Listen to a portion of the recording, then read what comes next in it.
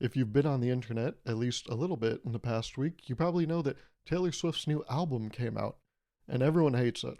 Now, I didn't listen to it, but I was reading Twitter and the general consensus is that it sucks. I even heard someone say that I know that the album sucks because I criticized it and I didn't get a single death threat from the Swifties. And I was like, wow, that's a true indicator, isn't it?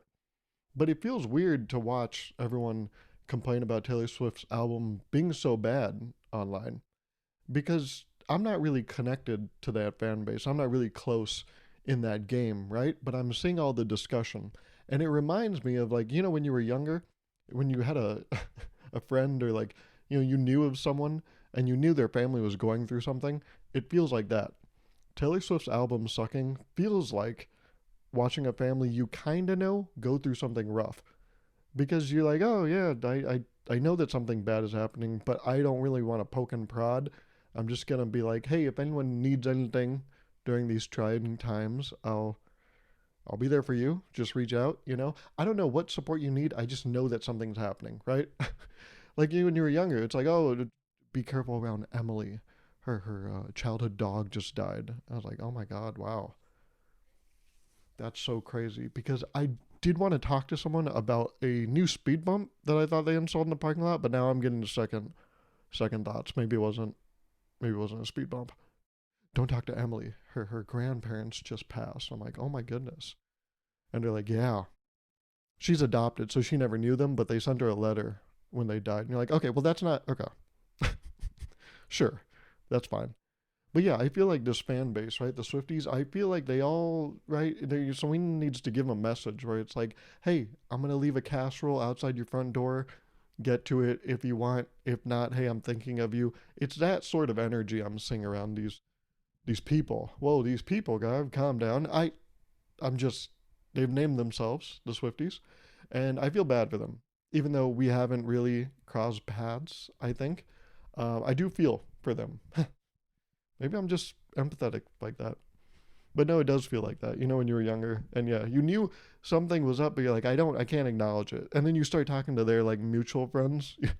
You try to like infiltrate them, try to get the insider info. Hey, so you know Emily, right? Oh my god, like I almost wonder what's even going on with her, right? Do you know maybe what's going on? Like I heard someone died. That's not right.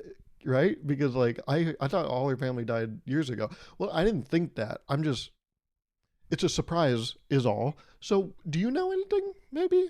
And they're like, "Oh my god, yeah, she's just a wreck. A wreck. Oh my god.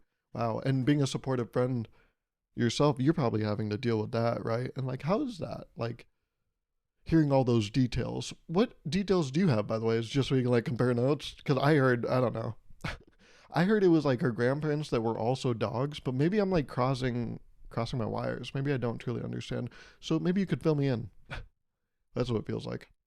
So to all the Swifties, I feel for you. I hear you. I'll knit you a blanket that will be inappropriately timed because I've never knitted anything. So I'll probably be finished by the middle of summer. And you'll be like, what is this? I'm like, it was a really thoughtful thing. It was just very mistimed. You have to understand. Plus, they say it's the thought that counts, not the actual thing. So I don't even know why you're being critical. Okay. Also, you were getting upset because your favorite artist that you vicariously lived through dumped some AI slop on Maine. Okay, so don't get mad at me. I was just trying to do a nice thing. Oh. Now I'm at fault, huh?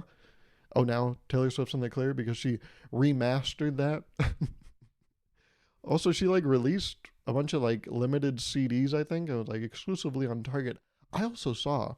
I didn't know this because everything's happening on Twitter, but I saw that the iTunes like official Twitter page has not made a single post since 2019. And since Taylor Swift's album release, they've been pushing it nonstop. I was like, holy fuck, that's crazy. Anywho, it's also crazy what you guys are going through. So let me know. Yeah, maybe I'll make you some mac and cheese and I'll leave it as your doorstop. Okay? Can I run this situation by you, by the way? I need your input. I'm curious what you think of this because I thought of it a certain way, but what do you think? About a month ago, in fact, I talked about him 2 episodes ago. Chris, my friend Chris and I, we talked about maybe getting dinner in the future, and we made the plan of October 3rd getting dinner. And so October 3rd, for all of you calendar savvy folks out there, was just this past Friday. In fact, 2, 3 days ago, right? And so something I do, I don't know if you do this, but before plans commence, I usually like to reach out to the person and just confirm that we're still on for the thing. So on October 2nd, Thursday, right, the day before Friday, wow, I am good.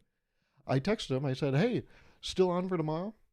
And then I added a second note. I said, also, I'll send you some recommendations or some ideas of places we can go. Because a month ago, when we had made the plans, Chris asked me, he said, do you have any ideas of where we can go? I said, not off the dome. I'll need to look into it.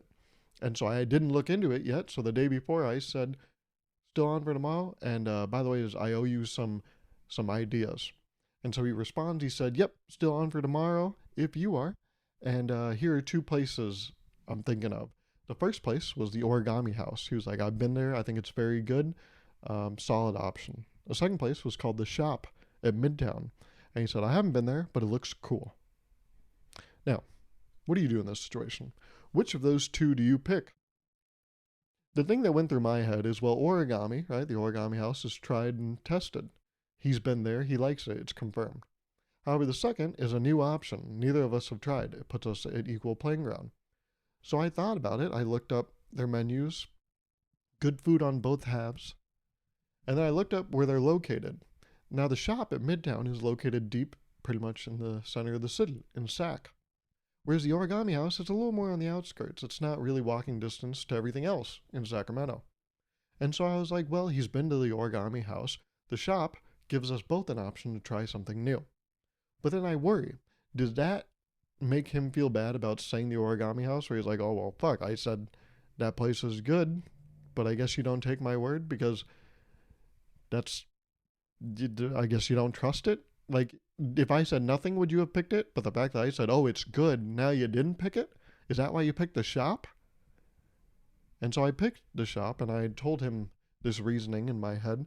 I said, yeah, I was thinking all these things. I was like, I hope you didn't think it was like a slight that I didn't pick the place that you said was good. It just, this gave us an opportunity to try a new place, both of us. And I think this put us more in the middle of the city. And I know we'll probably get dessert after this. So this puts us in walking distance to other places. I know we might have a drink. So that puts us in a position to where we can just walk over. It makes it very easy to parlay this into a sweet end of the night. And he said, Garv, sincerely, I did not think of any of that. He said, it is truly, and I don't mean offense by this, it is not that deep. I was like, oh, is it not? I was like, oh, fuck, okay. Because I was like, I thought of all of this. And I was like, I didn't want you to feel bad. Also, I felt kind of bad because I was like, I don't want to come back with ideas, because then that's basically me being like, okay, yeah, thanks for the ideas, but here's some ideas that we can actually pick from, bozo. And he's like, no, I would not have thought that. I was like, oh, okay. So is no one thinking of these things? Because that's the thing. It is true. It's not that deep. No one's thinking of this shit. But I thought of it. And if I'm capable of doing something, doesn't that mean everyone's capable of doing something? At the end of the day, no harm, no foul, right? We made it through the evening. And it was a low impact. We both had a great time. And that's how it ended up. But I'm curious, do you think about things like that? Because I heavily weighed those 2 options. I was like, well, here's a place he's been to. And here's a place he hasn't been to. So which one do I do, right? There's so many dynamics, but really there's not, is what we ultimately found to be true. So what do you think? But anyways, that's the past, right? But a lot has happened in the past, like my trip to Alaska. I told you I was going to talk about it. So let's talk about it, huh? Let's do a little post-mortem about the Alaska trip. But before we get started with the Alaska trip, I would like you to become privy to the dessert called dirt and worms. Are you familiar with dirt and worms? I remember in preschool was when I was introduced to it, when we met. And we've been going 20 years strong, me and dirt and worms. But no, dirt and worms, you're familiar, right? It's chocolate pudding, crushed Oreos, and then gummy worms. That's the dessert, dirt and worms. That'll be important later. I just need you to remember that, okay? Let's get started. I went to Alaska for a week. It was a great time. It was me, my sister, my mom, and my uncle. And the first day we were there was actually a go-kart track on the top of the boat. Did you know that they're doing this now? I guess it makes sense because cruise ships are just floating hotels, and hotels are boring. So they're like, well, we got to make this more interesting. And what's interesting? Go-karts. So yeah, I'll put a few pictures, I guess, here. Yeah, there was a go-kart track on top of the ship. Isn't that... Here, I'll move out of the way a little more. Isn't that crazy? I'd never seen that shit. This was with Norwegian Cruise Lines. Not an ad, by the way. And you could probably quickly see that this is not an ad because I'm about to tear into them. That's right. Fuck you, Norwegian. Sorry. Shit. I was supposed to say the criticism and then the explicit of... sorry, I got my order mixed up, but I just want to tell you that this is the rockiest cruise I've ever been on. I think I've been on quite a few cruises now. I'll have to go back and check, but we're talking about maybe flirting with 10. If I was to take a wild guess, I think I've been on 8 or 9 cruises in my life. And so you would say I'm a pretty experienced guy, huh? On the open seas. Then I guess I'm a pretty good judge of these cruise ships and how well they cruise. Because this one did not cruise well. The first day, it was just like a cruising day. You don't stop at a place and do an excursion. You just cruise. And I think they were trying to make up some distance because I guess Seattle, right? We flew into Seattle and it goes up to Alaska. I think that's just a really far away area because Jesus Christ, were they hauling ass. And people were doing that thing in the hallway. You know, when you walk down the ship, people kept like catching themselves with their feet and they're like, oh, sorry. If you walk too close to someone, you'll definitely brush elbows with them accidentally, brush shoulders. And a lot of people were feeling the effects of it. People were feeling quite queasy. Because the first night, we even went to the fine dining, one of the dining halls they had. They had Taste Savor in the Manhattan room. Well, when we went to the Manhattan room, we do all the ordering. I don't know if you've been on a cruise ship, but when you go to these like dining areas, they take your whole order at the beginning. You give them your starter, your entree, and your dessert. So we gave them all 3, and then they bring them out one by one. They do the appetizers, starters, and then you finish it, they take it away. Entrees, dessert, you know, etc., etc. And before they brought us out the dessert, they said, hey, folks, do you guys want to continue with dessert? And I was like, is this a trick question? What, you're going to make me fill out one of those CAPTCHAs to prove I'm not a robot? Yes, of course I want dessert. And we're like, but why do you ask? And we're like, well, a lot of the tables have actually foregone dessert because they just feel a little ill. The boat shaking and all, they don't have much of an appetite. And we're like, oh, wow. It couldn't be that weak. But you'll find that that's not true because later I got some shit to tell you. But we were like, no, bring out the dessert. But that's a testament to how rocky this boat was. The first and last night, it was that rocky. It even was so rocky. How rocky was it? Stupid. That during the shower one night, you know, they got a mirror and then the shower. I saw this mirror. It had like a shelf on it for all the, you know, the free soaps and stuff they give you. And I saw at one point that whole bar, that shelf was completely tilted. I was like, oh my God, we're at a whole, you know, we're at an acute angle. And I'm looking at myself in the mirror and it's not a cute look. What does he mean by that? I don't know. Now that I said it, what did I mean by that? I don't fucking know. But it was so tilted. How tilted was it? Okay, it's not. No one's laughing. But the drain for the shower is like up against the wall. And the boat was so tilted that the water actually started to pool at the other side of the shower because it was so tilted that it wasn't at the drain side. Do you know what I'm saying? But there was a comedy magic show, shout out BrettandSarah.com, and they were really funny, really great. I feel like the audience was not giving them the hucks and the laughs that they deserved. But then they had a second night where they put on a second show, and a bunch of people showed up. It was almost sold out, I almost think, which is weird because you don't actually have to pay to get in. But that didn't stop me. That's right. I waited by the door. I said, $6, please. And they're like, really? I'm like, yeah. And because I was wearing a button-up shirt, and I was not... How do I say this? And I'm a man of color. No one questioned it. They're like, he probably works here. Eh? He's wearing a vest. And he looks like that, so, you know. But yes, the second night, they were sold out. It was great. One of the nights, right, where did you go, Gar? We went to, where was it? Juneau, Skagway, Ketchikan, and Victoria was our last stop. Victoria in Canada. Actually, Ketchikan got canceled. Oh, what did it say? It said slurs back in 2016. Can you believe it?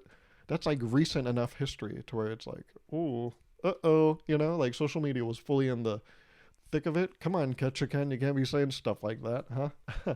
But no, Ketchikan, we actually couldn't dock because weather conditions were so extreme that they canceled that stop.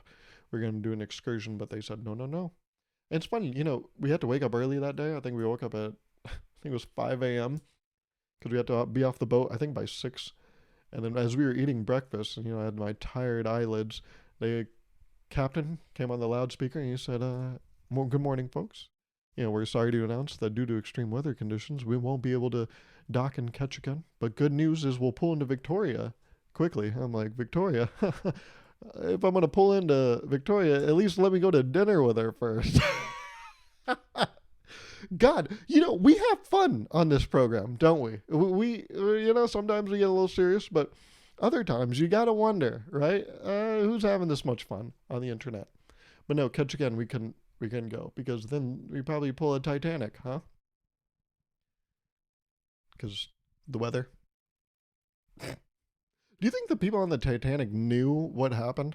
Like when they were going down, they're like, what the fuck happened to the boat? Or do you think they were more concerned on like, oh, the boat's going down? Like, do you think once they learned the logistics, the people that survived, people survived the Titanic, right? I don't know enough about that stuff. I know Leonardo DiCaprio died in the incident, but like, I don't know, were there survivors, right? The band and Leonardo DiCaprio went down, but I don't know about everyone else. But the people that survived, right? And assuming that there were survivors, do you think they were kind of pissed? They were like, what happened back there? And they're like, oh, well, we hit it like a big piece of ice. And they're like, oh. No one saw that? Like, this was a really big deal. I told all my friends and family. This was like the Titanic. It's supposed to be like, oh, the voyage of, the new whatever the fuck. It's a big deal, right? Like, they're going to make a movie about this later. That's how much of a big deal it is. Which I wonder if this part's going to make it in, right? The whole crashing part. And they're like, you're not going to believe this. That's actually what the whole movie's going to be about. There's going to be like a lot of sexual tension leading up to this boat just going down. I've never seen the Titanic, but I'm guessing that's what it's about. But do you think they were pissed? They're like, what? We got brought down by ice? How's that possible? I could make a joke here. I'm not going to do it.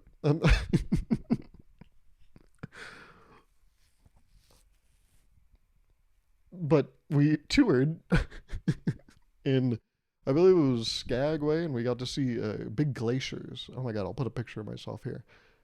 I haven't actually gone through all my pictures from the trip, so I hope this just made a lot of work for myself. Anyways, look at me with a glacier. You see that big white thing in the background? That's a glacier. Nope, I'm not gonna. I'm not gonna make another joke. But our tour guide, very funny tour guide. She told us Alaska has 4 seasons, just like the rest of the U.S. It's got winter, early winter, rainy, and July. I got a healthy little chuckle out of me. I went, haha. That's anyone else catch that? That was pretty good. That's why I'm gonna tip them afterwards. Which, by the way, is you're supposed to tip your tour guide. A lot of these people were not tipping. I don't know if it's because they think Alaska's some lawless land, but what they did in front of my eyes was a crime. I feel like a witness, an active bystander. I should have held them up. I'd be like, no, hey, didn't you hear that bit about the 4 seasons? Give her the fucking money, huh? But I didn't do that. People were not on their best behavior during this cruise. I saw people when you're in it's called the Garden Cafe. That's like the place where you go to the buffet style food.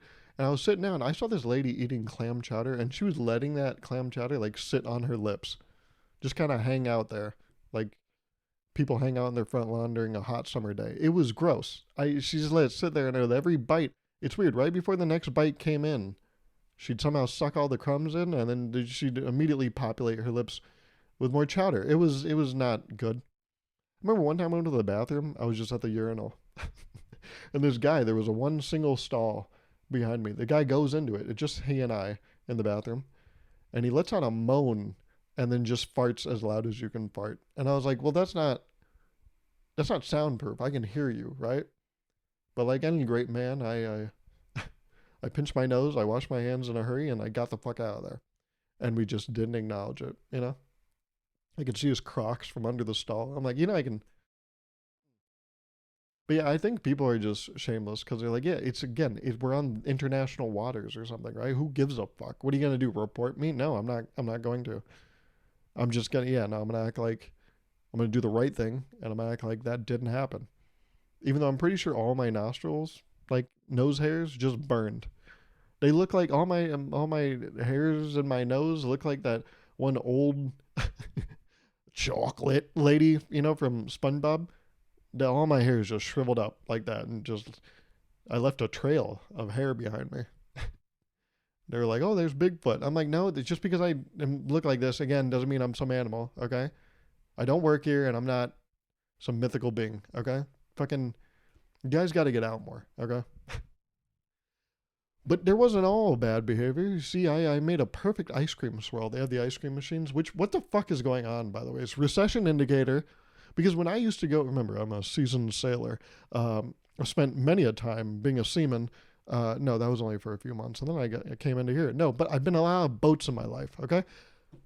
And I can tell you, back in the good old days, right? What happened, huh? Well, what happened to how things used to be?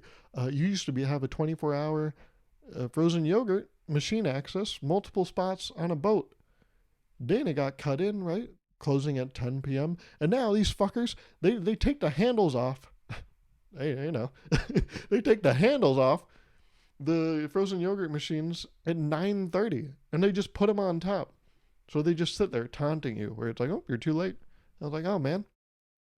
I remember when I was younger, we went on a carnival cruise, and yeah, they had desserts throughout the entire night and frozen yogurt machines that you can just fill yourself the entire night. I don't know what the fuck is going on. Is the cruise industry sinking? No ice cream. Did they hit an iceberg? Oh man, tabloid after tabloid, huh? But I've noticed, right, this ice cream, even though it's, you can eat as much of it as you want, I realized this cruise, I finally crossed a threshold in my life. I am finally chunk. I am chopped unk because I no longer treat these things as an all-you-can-eat experience. Some people get in here and they're like, all right, I'm going to make a dent. But then you got the other side of the spectrum, which is me. And I now calculate things. Like, I don't mix too many things because I know that the end result, the equation, whatever gets spit out, is not going to be very pretty.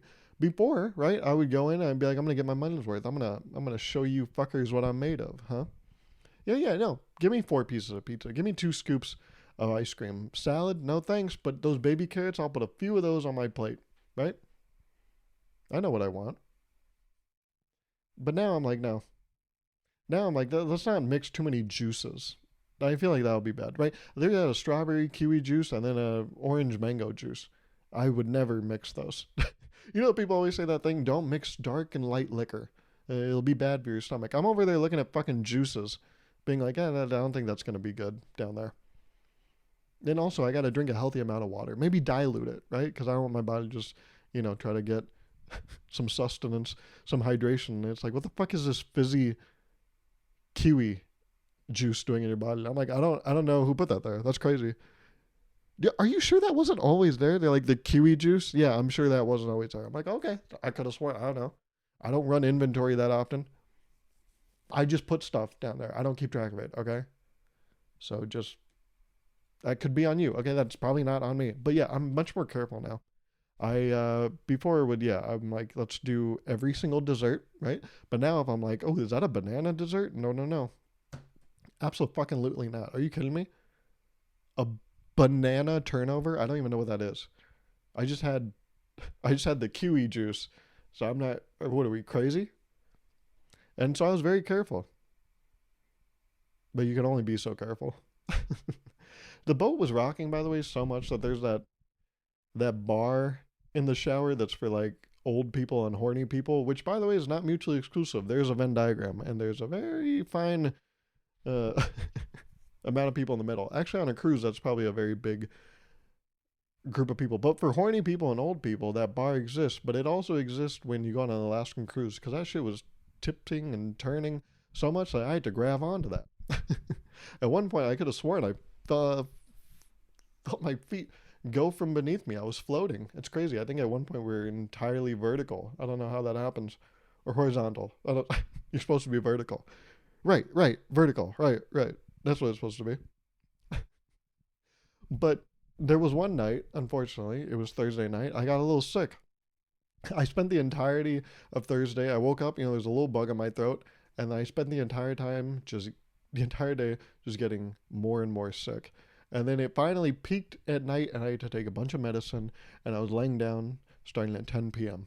to go to bed. Well, an hour later, 11:20, 80 minutes to be exact, I woke up and there was a lot of like, that acid reflux feeling right in my like right upper chest.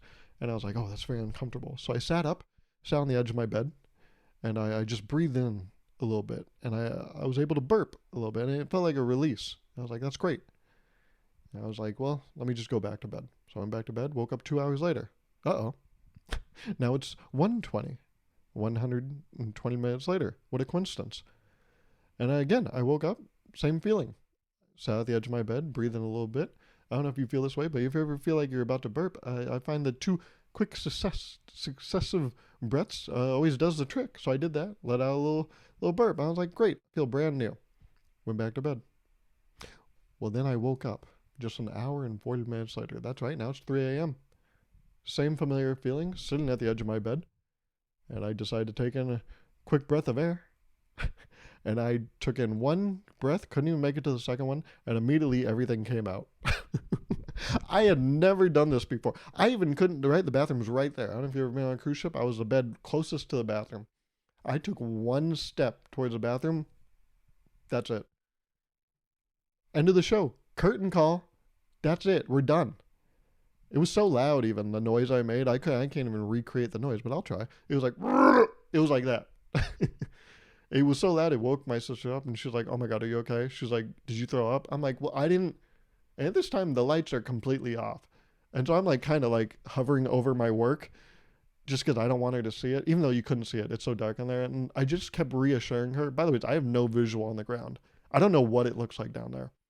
But I just told her, I'm like, no, it wasn't even like, I wouldn't even call it throw up. It's pretty much like, it's just like more spit, if we're being honest. It's not even like you've thrown up, right? It wasn't that. It was like a diet version of that. Like Coke Zero, it has no sugar. I don't think there's any sugar down there. I think this is just, it's sparkling water, if anything. It's not a big deal. And then my mom came in with her phone flashlight and she pointed at the ground, and yeah, that shit looked like dirt and worms. That shit was all over the ground. And yeah, there were a lot of towels involved and a lot of cleanup. And I felt great after that. I hit a wall and I immediately bounced back because, I just started feeling great the next day. I started sweating a lot. You sweat through a fever or whatever. And I just kept getting better until, it was 3 days later. And then I recorded the podcast episode from last week. You could see I wasn't getting much better. And, I've been bad since yesterday. I don't know what the fuck is going on. I was sick for 10 days. That's 7 business days. You know how much revenue that is? How much shareholders are losing out on? I still went to work, obviously. Are you kidding me? I love it. Yeah. So I got to be there, But no, I did leave a little piece of Alaska on the cruise ship. So when we went to Victoria, I got to experience Tim Hortons for the first time. And as we were boarding the tour bus, our tour guide, Allie, was taking our order. She was like, we're going to give you 4 Timbits. That's a little donut holes there. And then you either get a hot chocolate, coffee, or tea. And which would you like? Also, tell me how much cream and sugar that you would like. And so we went around, gave our orders, and I said, I'll do a coffee, 2 cream, 2 sugar. And she goes, oh, a double-double. The most Canadian order ever. And I was like, oh, wow. Huh. I didn't even study for the test, but I'm glad I passed. And she was like, yes, perfect. And then we get to Tim Hortons, and she told us, all right, folks, if you can send maybe just a couple people from your party, you don't have to send everyone off the bus. We're going to go in Tim Hortons.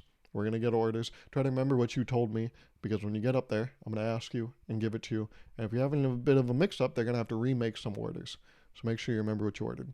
And I went up there, and as I'm walking up, I haven't told her yet what I ordered. She hands me the cup, and she says, 1 double-double. And I said, oh, my God, you remembered.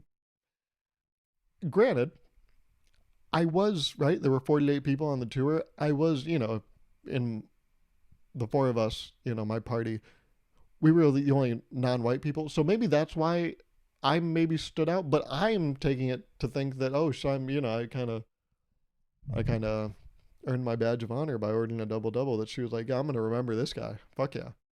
And I think there's legs to my theory because when we got off the bus, Allie, I was like, thank you so much, Allie, for the tour. And she was like, yeah, no problem. She was like, hey, by the way, how was the double double? Pretty good, yeah? I was like, it was amazing. Yeah, thank you.